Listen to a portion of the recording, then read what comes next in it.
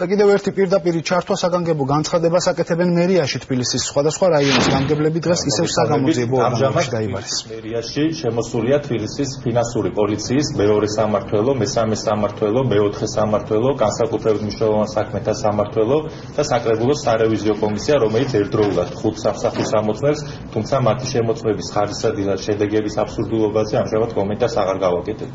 დღეს კი საქართველოს მთავარ პროკურატურაში და ანზის გარეგანათების გათიშვის საერთოდ აბსურდულ საქმეზე უკვე განმეორებით დაკითხვაზე დაბარებულია თბილისის რაიონის 5 რაიონების 5 გამგებელი.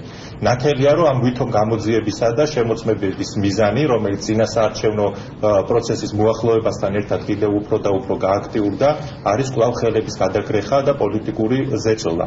ხოლო მიზანი კი ნათელია, რომ საარჩევნო პროცესს ჩამოაშორონ ის ადამიანები, ვინც თავიანთი პროფესიონალიზმის თუ სამუშაო გამოცდილებიდან გამომდინარე და განსაკუთრებით ეს სიტყვის რაიონის გამგებლებზე მათ რეალურ კონკურენტებად აღიქმევიან საარჩევნო პროცესის მიმდინარეობისას და მეორეს მხრივ ქართული ოცნების უმრავლესობის სულად აბსურდული და დაუსაბუთებელი ახირებების გამო ჩაგდებული ბიუჯეტით თბილისელებისათვის გამოწვეული პრობლემების გადაფარვის უაზრო მცდელობა.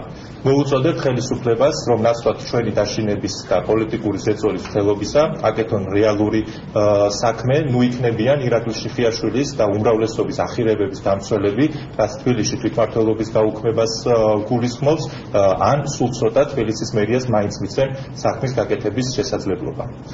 მადლობა. როგორც გამგებელმა მიდავრედი სიტყვით სამომატოაც ირაკლიმ თქვა, სამწუხაროა, რომ ადგილობრივი თვითმმართველობის არჩევნების მოახლოებასთან ერთად ცენტრალური ხელისუფლების ქმედება კულმინაციას აღწევს და რეალური საბრძოლო ველი გამართეს დედაქალაქის მერიაში.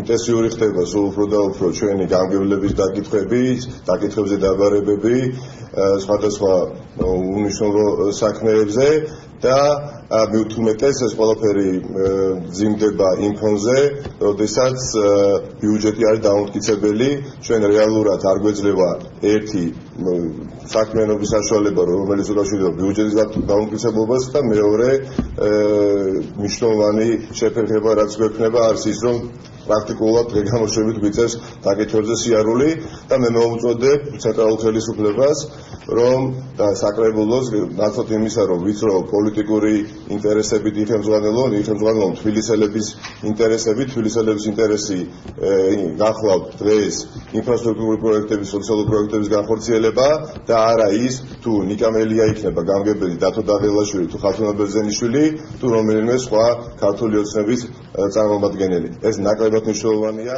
ნებისმიერი თბილისელის. ეს იყო პირდაპირი ჩართვა თბილისის მერიიდან.